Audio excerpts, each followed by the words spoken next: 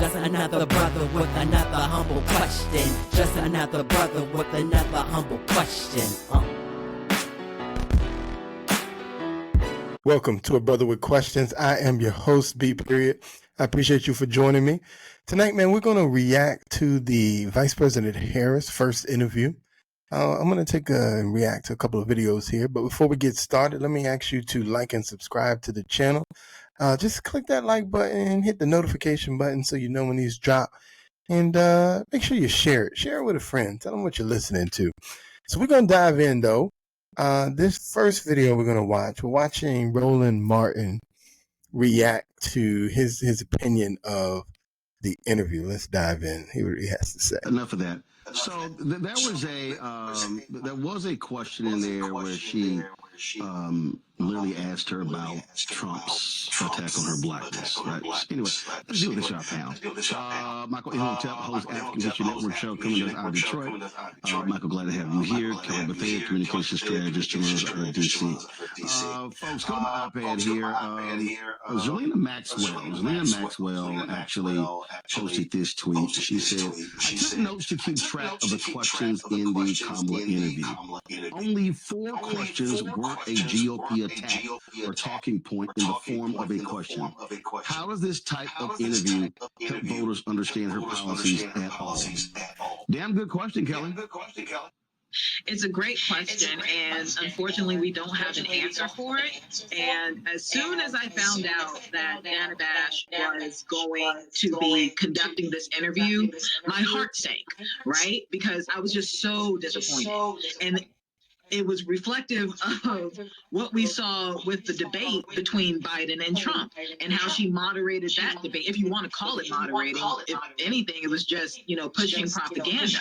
And it is disheartening to see somebody who has a storied history of good, solid journalism denigrating herself like this just for viewership purposes only. This was a bad interview. Not because of the interviewee, but because of the interviewer. You have an obligation to get at the hard-hitting questions that Americans actually want to know. Americans don't know about the first 100 days. Americans don't know about the process for the first day of the presidency. You need actual policy questions, and frankly, it looked like Harris and Walz were ready for those questions. So there you go. So Roland Martin and his crew, they're going to keep talking more about how bad of an interview they thought Dana Bash did in trying to interview the vice president and her running mate. So I wanted to take another look. Here is Karen Hunter. Karen Hunter has a show on Sirius XM on Urban View. Let's take a look at her thoughts about the interview. Kamala Harris said, I believe in the last 10 years. Well, Biden Harris was part of the last 10 years. And she was like, no, I'm talking about an era. Right. Shout out to Chris Evans on Twitter, who I think captured. so we didn't have to watch it. I was in and out. But I fundamentally, and I started a 3-section tweet that I ended up deleting. Because I was pissed off that the Harris-Walz team gave Dana Bash their first interview. And as I was writing this, I was like, it feels self-serving because I was trashing the lack of journalism and, what the tenets are and how dead journalism is. And we have a chance to revive it. But you don't reward people who are doing a bad job to begin with. You don't reward them with this kind of interview because now you're validating something that is invalid, completely invalid. The way Dana Bash moderated the debate between Joe Biden, that was on her watch, by the way, Joe Biden and Trump. Mm-hmm. She and Jake they should never get another interview. Right. Ever. And so I didn't want to put something out that looked like, well, I want her to come here, which I do. But I was like, anybody, Leslie Stahl wasn't available. Christiane Amanpour wasn't available. Like, they're like 1,000 really good journalists out there that they could have gone to. Yeah. And you pick Dana Bash, who's really not a journalist at all. She's a news. I don't want to call her out her name because I really want to. But I was like, it's not her fault. She sucks. So as you can see, once again, you have a criticism that talks about the lack of ability of Dana Bash and her ability to conduct a great interview. So my personal thoughts are I did watch the interview in its entirety. They for whatever reason they broke it up into like 3 parts and then dropped it in 3 parts. So you got to watch part 1, 2, and 3. And I had the same criticism that I heard Roland Martin share, which is that I really didn't learn anything from the interview. I didn't get more details about these policies. I didn't get a better understanding of how you might implement these policies, how you might get Congress to go along with these policies, and that's the question that I've been trying to understand and get an answer to from the vice president is how, right? So I get you got all these ideas, and I, for me, the ideas that I've heard, I would call them very milquetoast ideas in the sense that, they're things that, people can get with, right? The idea of a child tax credit, right? Who doesn't have a child who wouldn't appreciate getting a larger child tax credit, right? So whether you're Republican, Democrat, Independent, that sounds like a pretty good idea. So right now, I think it's at 2,000. She's talking about expanding the infant to 6,000 and then expanding the other ages to 3,600 and 3,000. So that's at least $1,000 increase generally.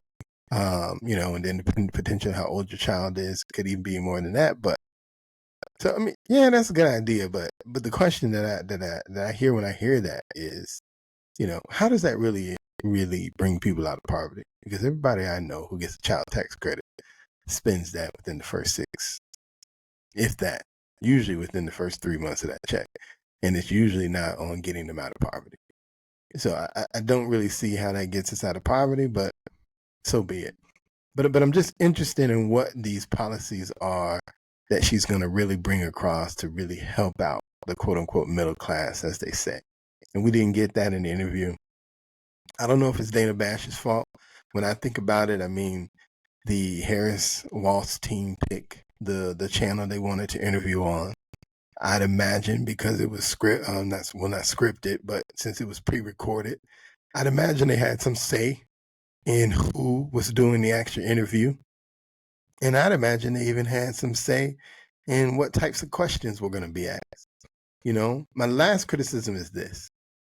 As you can see, I used 2 Black reporters on purpose because, it seems to be, in my opinion, they're reaching out to Black voters very heavily, going back to the DNC, as I called it in one of my other videos, the Black DNC. So I find it very interesting, though, that why not get your first interview to be with a Black reporter? Even if you put it on CNN or MSNBC, why not get a Black reporter? And maybe, just maybe, I don't know, maybe they would have done a better job. Maybe they wouldn't, because again, I would imagine they would have been hamstrings by the same rules that I believe CNN was. Again, they were going to pick the questions. I'd imagine they picked all the questions, or at least approved the questions. And so, but why not? Why is the Black voter very important, but the Black journalist isn't? Maybe that doesn't matter. You might say it doesn't matter, but to me, it's a question only because it seems to be a sticking point of the campaign. I had the same criticism of Joe Biden. What did he tell Charlemagne? If you don't vote for me, you ain't Black. Okay. But you didn't talk to a Black reporter either. You talked to Charlemagne, but he's no Black reporter. You talked to Cardi B, she's no Black reporter. And Kamala Harris has talked to Luke. That guy, Luther Campbell, Miami. He's no reporter. And so, I find it strange that if why not do your first interview with a Black reporter? And those are the questions that I always ask. Because when you're quote unquote trying to reach out to me, black man, black community,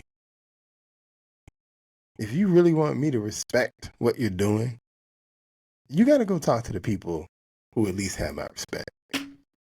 And while I don't agree with Roland Martin on most of the stuff he says, I respect at least that he's a reporter.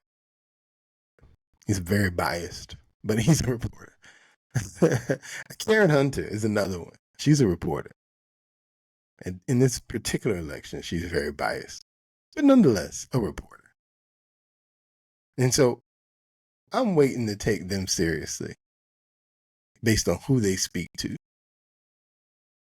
And to me, that will tell me how serious they are about whatever agenda they're putting out there, especially agenda that's supposed to be aimed at the black community. And on that note, I'm B. Period, and I'm out.